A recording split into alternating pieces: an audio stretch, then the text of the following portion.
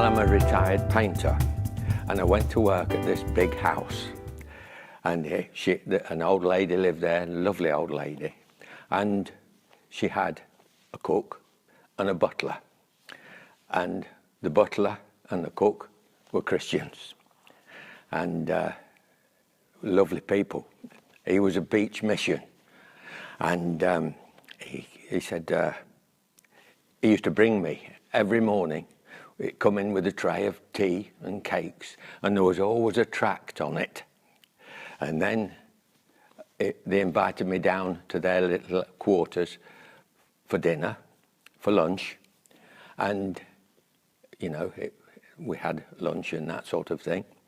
And then when I was knocking off at night, he'd come and open the gate for me to drive out, and I'd wind down the window and he'd pass a tract through.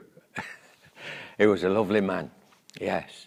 And they invited me to their little bungalow for one Sunday tea. And he said, "Are you a believer?" So I said, "Well, yes, sort of, Said, "I've always sort of believed." And he said, "Will you promise me one thing?" I said, "Yes." He said, "You'll go to church for a month." And I said, "Well, I will." And I kept my promise. And he bought me a Bible, authorised version. Good enough for Coverdale, he said. Good enough for me. and that's how I started. When Monica died, my wife, yes, I kept on with the Lord.